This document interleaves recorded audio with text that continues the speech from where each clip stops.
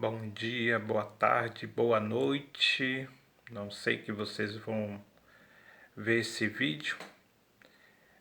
Só peço a paciência de vocês que vai ser um vídeo um pouco demorado. Espero que vocês assistam todo ele. Mas é um vídeo que eu vou falar de sentido da vida, qual a importância da vida. Vou falar de fé, política e vou falar da situação atual. Meu nome é Antônio Carlos, mais conhecido como Antônio Caldeira. Sou casado há 28 anos com a Marlene da Cruz. Temos um filho chamado Gabriel. Tenho 54 anos. Sou auxiliar de saúde no Hospital das Clínicas da Faculdade de Medicina de São Paulo.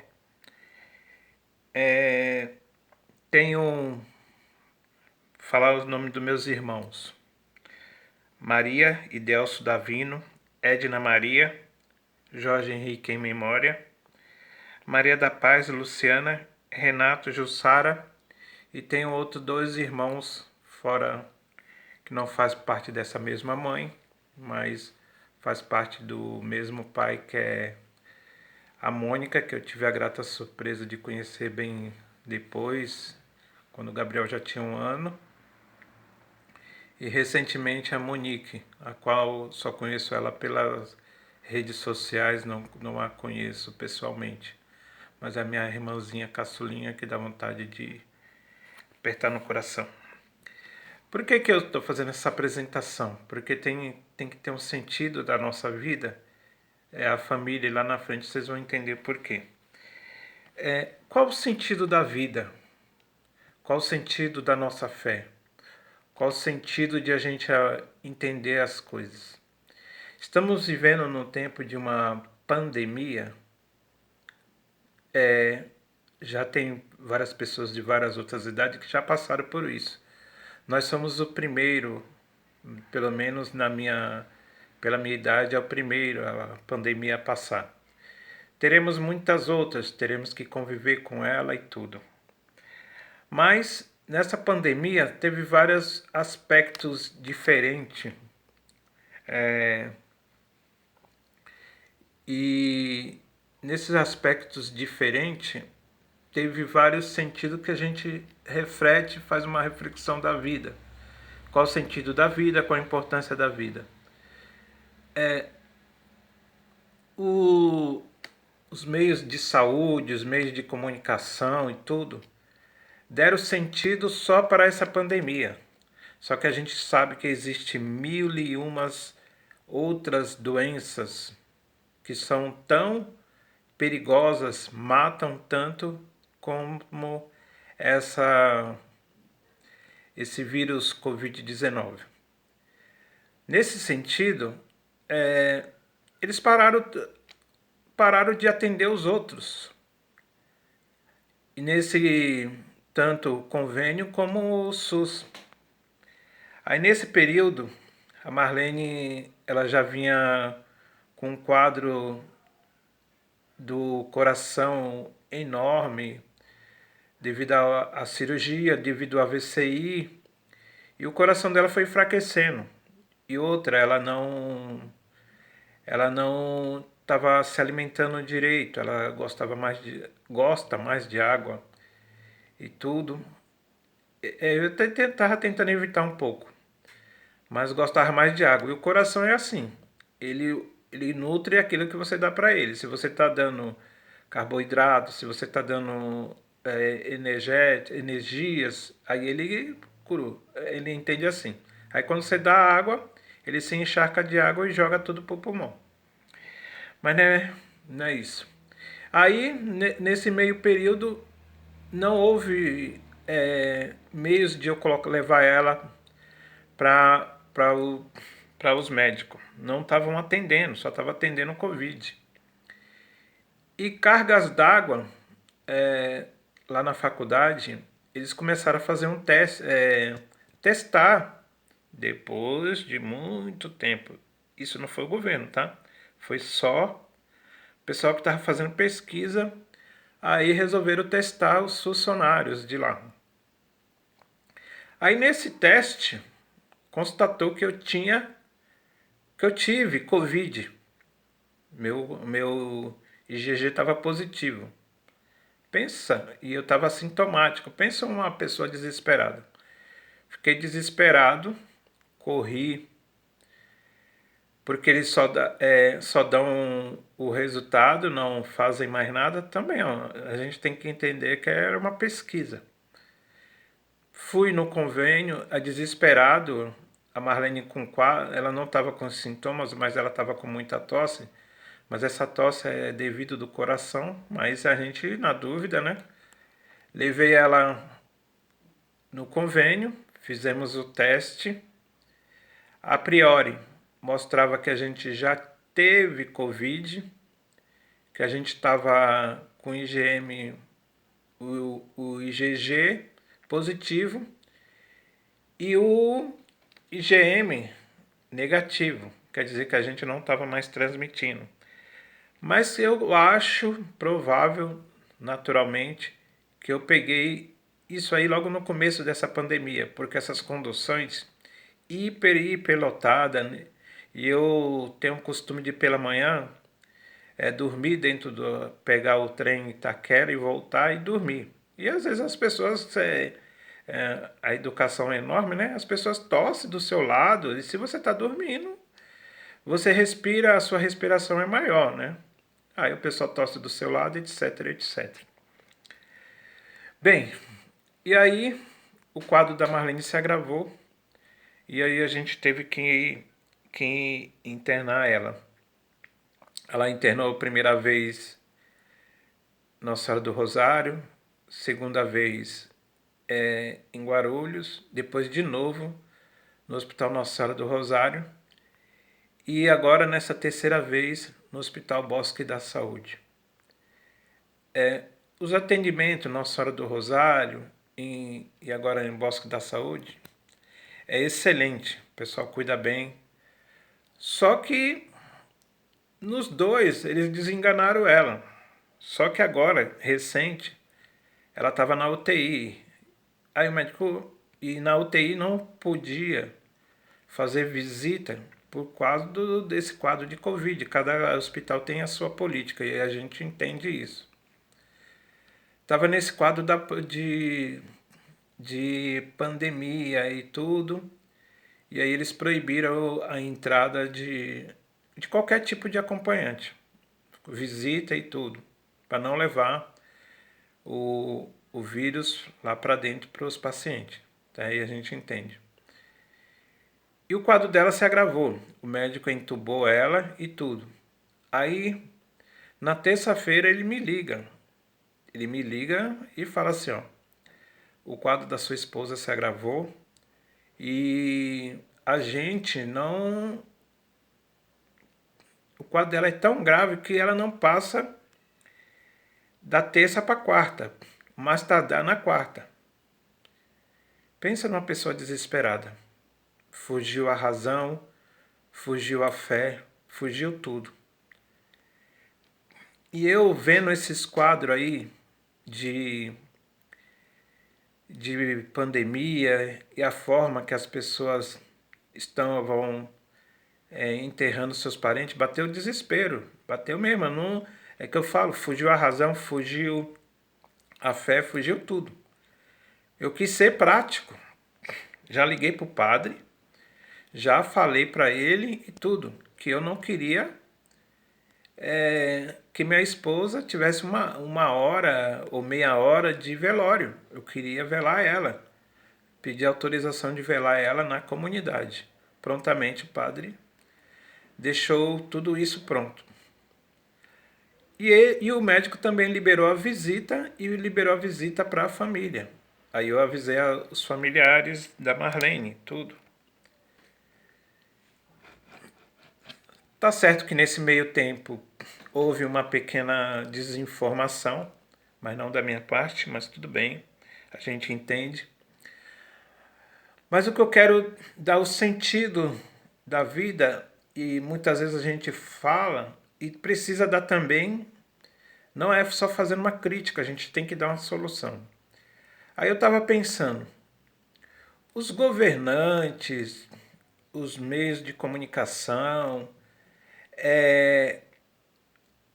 tem que dar uma solução para isso, porque essa pandemia ela vai ficar muito tempo. E, infelizmente, no mundo vai ter pessoas que vai estar morrendo não só do Covid, mas vai estar morrendo de outros tipos de doença. E aí, não vai se velar mais? Não vai mais, embora a gente sabe que tem muita gente que prefere não fazer velório, mas aí tudo bem.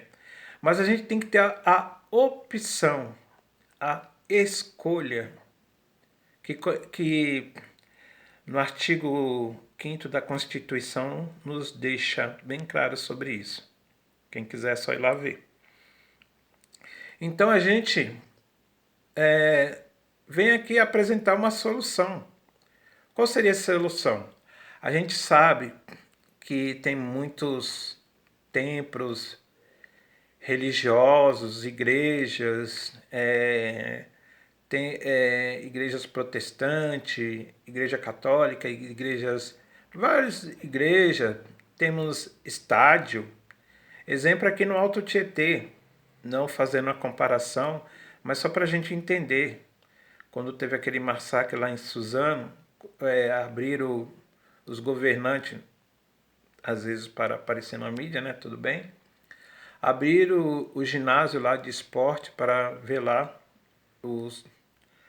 aqueles jovens que morreram no massacre. Então, nessa hora, também a igrejas, os templos, as outras pessoas de outras religiões poderiam, junto com o poder público, abrir suas portas. A igreja entraria com o templo, o governo entraria com a higienização, a limpeza desse templo, para poder as pessoas velarem com dignidade os seus entes queridos. Então essa é uma das soluções. Logicamente, com as medidas preventivas, os governantes têm tudo isso, as igrejas também. É só ver um exemplo daqui da Igreja Nossa Senhora da Paz, das comunidades, como a gente está fazendo bem isso nesse tempo de pandemia, quando voltou a celebrar, os cuidados que está tendo. Quem está vendo que é acompanhando e tudo. E a gente não teve nem, graças a Deus, não temos até agora nenhum problema. Então, os governantes, junto, poder público, junto com as igrejas, poderiam estar fazendo isso para velar com dignidade. Agora, quem lucra e quem perde nessa pandemia? Quem lucra tá na cara, né? Tá bem na cara quem tá lucrando. E quem perde também tá na cara de quem tá perdendo. Mas a gente tem que... Você sabe que nesse tempo de pandemia, não sou eu que estou falando, tá a estatística aí, aumentou o número dos bilionários. E automaticamente aumentou o número dos pobres. É um mundo desigual, um mundo que não pensa na partilha. Quando vai fazer a partilha, parte mais da parte pobre, um ajudando o outro. Mas a gente segue no caminho. E tem uma outra coisa, né? Quem lucra, use máscara, aplauda os funcionários públicos, faça isso, faça aquilo, use álcool gel. Tudo isso é importante, a gente não tira a importância. Mas vem cá, na época do carnaval o governo distribui o quê? É proteção, não é? É a proteção. Não só na época de carnaval. Vai nessas estações do metrô aí, na linha amarela, nessas linhas aí, e vê. Você encontra lá à vontade camisinha. Por que não fazem isso para as máscaras descartáveis? Por que não fazem isso, pelo menos com álcool gel? Por que se não fazem uma proteção melhor? Por que não diminui o intervalo dessas conduções? Conduções continua lotada. Eu não posso ir para a praia, porque é aglomeração, mas eu posso pegar a condução lotada. Eu não posso ir para a igreja.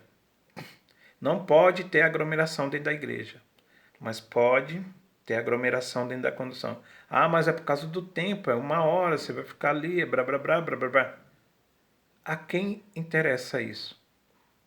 É para você não levar pensando na sua família, etc, etc, etc. Graças a Deus, primeiro Deus, depois veio a Santíssima Trindade, Nossa Senhora, que a Marlene não pegou esse Covid agora. Porque se ela tivesse pegado, a gente não estaria aqui, eu não estaria fazendo esse vídeo de sentido da vida e a importância da vida. Esses governantes, essas pessoas não pensam no povo. Eles pensam primeiro no lucro deles. Porque muita gente está ganhando e vai ainda ganhar. Enquanto que tivesse a pandemia, está muita gente ganhando. É só ver. Hoje a gente estava vendo o programa de rádio do padre José Eduardo, que todo mundo conhece, e ele estava dando um exemplo, por exemplo, da seringa. Depois que sair a vacina, quantas que vão ganhar dessa seringa, dos insumos e tudo, etc, etc. Então muita gente ainda vai ganhar muito dinheiro com essa pandemia. Outros estão ganhando com a exploração do pobre. Estão ganhando com a exploração, querendo vender um arroz caro para a população. Só que a população não sabe o poder que tem. Porque se soubesse o poder que tem, não compraria nenhum produto que está com preço absurdo. A gente tem que pegar o exemplo, por exemplo, da Europa. É só a gente fazer. A população brasileira ela tem um pensamento muito mesquinho, muito egoísta. Pensa, lá na Europa, o que aconteceu? Quando aumentou a gasolina, o combustível aqui, o que aconteceu? Nego desesperado, comprando botijão de gás, desesperado, enchendo os seus tanques. E lá na Europa, o que aconteceu? Simplesmente largaram os carros nas avenidas. Saiu todo mundo em protesto. Abandonaram os carros na avenida, fizeram um congestionamento enorme. Estou mentindo? Está aí a internet, está aí as redes sociais, está aí os editoriais das televisões para falar. Hoje no mundo globalizado a gente tem como ver isso rapidinho. Então a população brasileira ela tem que saber o poder está na mão dela. Não pode deixar esses governantes, essas pessoas que querem explorar, essas pessoas que só pensam questão do dólar. O dólar sempre aumentou. Pensar nisso e naquilo. Não. Pensa no poder. E tem uma outra solução ainda, né? Quem tem dinheiro, ela não está nem aí se vai comprar, se o arroz está tanto, ela compra. E quem não tem? Então, já que não querem abaixar, já que a população não quer comprar, uma solução para os governantes. Vocês têm o nosso CPF. Então, tudo como opcional, tá bom? As pessoas deveriam ir no mercado, aí conforme fosse o seu CPF, você já teria o desconto lá do produto da cesta básica. O produto da cesta básica não é desconto na cerveja, nas bebidas, entendeu? Dos produtos da cesta básica, das verduras e etc. Conforme fosse seu CPF. Tão simples assim. Mas eles não pensam. Agora vamos falar da nossa política. Desculpa aí ter sendo longo esse vídeo, mas é necessário para esclarecimento. Agora vamos falar da nossa política de Ferraz de Vasconcelos, uma cidade do Alto Tietê, esquecida, abandonada, e que a gente está agora numa época de preparatória para a eleição. E Ferraz é uma cidade que ela tem pessoas maravilhosas. É uma cidade que eu escolhi para morar, a cidade onde que eu moro. Logicamente por causa das minhas condições financeiras. E a gente sabe que muitas pessoas teve aumentar as suas condições financeiras, simplesmente saíram de Ferraz. Mas era uma cidade que eu vim para cá, e quando a gente passava aqui as pessoas davam um bom dia, boa tarde, boa noite. E era uma cidade gostosa de viver. Mas pelo abandono, corrupção dos políticos da nossa cidade, chegamos onde está. É uma cidade dormitório, que ela precisa ser investida em suas indústrias, etc, etc, e ser investida em pessoas maravilhosas que aqui tem.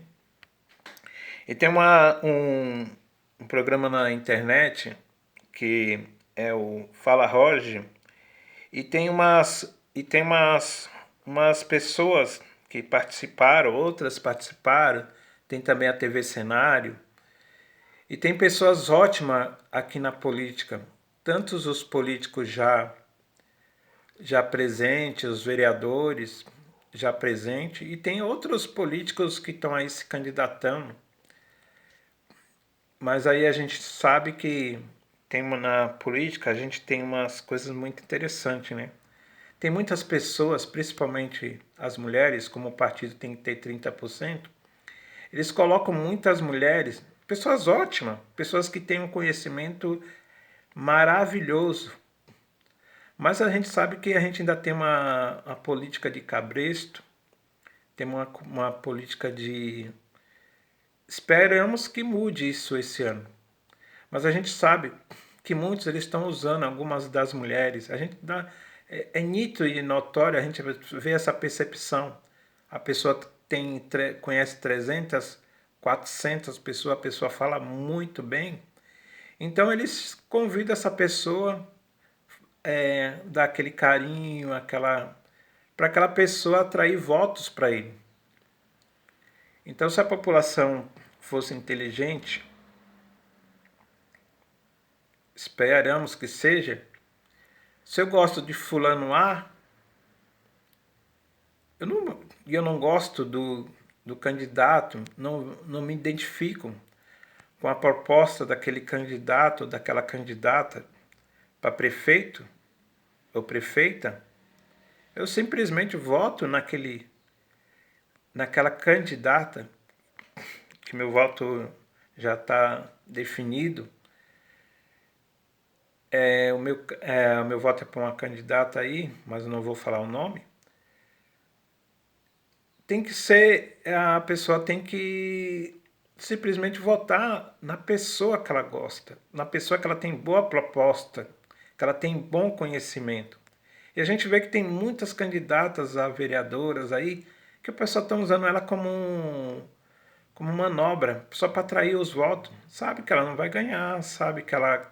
Porque a gente tem aqueles candidatos cacique aqui em Ferraz, mas infelizmente não é a gente que vai mudar. A gente só pode dar a nossa contribuição, ou a pouca contribuição.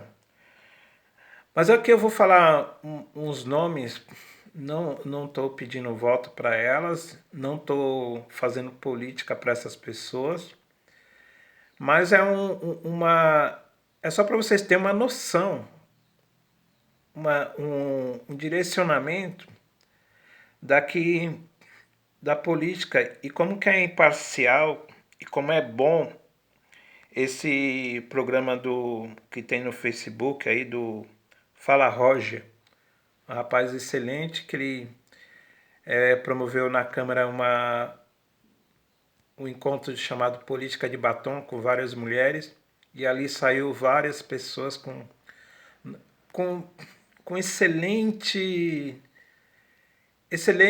bagagem.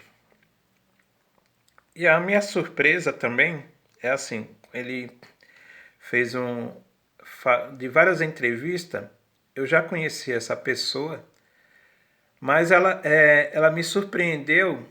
Eu já conheci ela de outras coisas que não, outros lugares que não convém ao caso a gente falar aqui, mas ela me surpreendeu assim do vasto conhecimento que ela está se formando em assistente social. A gente já conhecia também a nossa amiga aqui, Naí, da comunidade Santa Cecília, que fez assistência social, mas por cargas d'água ela não está mais aqui exercendo a função aqui em Ferraz. Mas a gente conheceu essa menina maravilhosa. Eu estou chamando menina que ela tem a idade de ser minha filha. Desculpa aí, tá, Vivian? É a Vivian Nascimento. Ela deu uma aula de cidadania, deu uma aula de assistente social, ela deu uma aula e tudo, e ela falou um ponto principal que para muitos pode ser passado batido.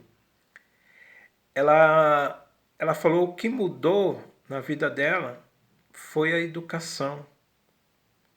Então esse é um ponto principal que a gente tem que falar.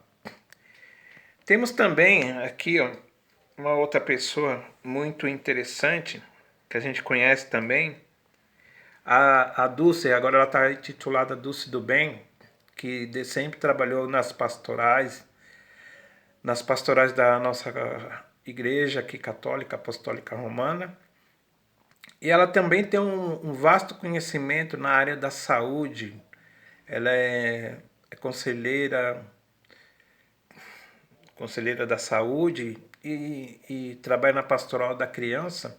E também tem a gente já viu outras entrevistas dela no Daniel Balk, na Lata, e a gente vê o conhecimento que essas pessoas têm.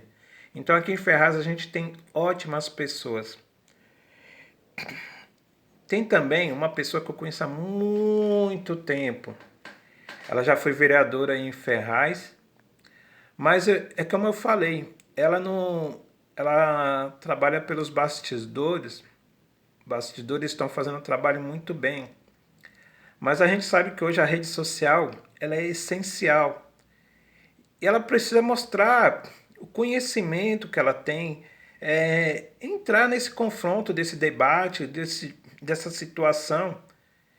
Ela foi uma vereadora na Câmara, ela não foi como o marido dela, que é aguerrido,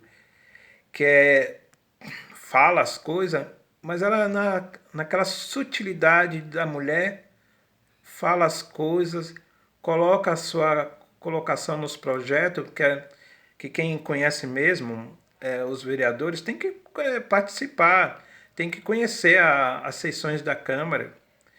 Então, ela precisa muito mostrar a sua cara nas redes sociais, que é uma excelente pessoa, é uma excelente mãe, uma excelente agora avó, uma excelente esposa, uma mulher batalhadora, tem um conhecimento vasto daqui de Ferraz, mora em Ferraz. É uma pessoa excelente, que é a Maria Simplício, a esposa do Aparecido Marabras, que é o vereador mesmo que eu falo que é aguerrido e que está vindo como vice da doutora Elaine. E a gente tem também uma vasta surpresa que eu acho assim, que se essa pessoa, que é essa pessoa que eu vou falar aqui, grave aí, Se ela não ganhar para vereador, ou se ela ganhar para vereador, ou se ela não ganhar para vereador, no mínimo ela deveria, pelo conhecimento que ela também deu uma aula nessa no Fala Roge, de conhecimento de Ferraz. É uma pessoa que ele colocou, teve uma pergunta lá assim, que se o secretário deveria ser de Ferraz, ele falou que não, que a pessoa precisa conhecer Ferraz. Ele falou que quando ele fez o concurso, ele veio para Ferraz, ele conheceu a cidade de Ferraz, conheceu tudo, a população, conheceu as vias, etc. Tem um conhecimento vasto. Eu acho que ele, no mínimo, deveria ser secretário de transporte daqui de Ferraz, que é o André Ferraz. Eu estou anotando aqui porque eu nem sempre lembro o nome, por isso que eu abaixo aqui para ler, que é o André Ferraz. Ele é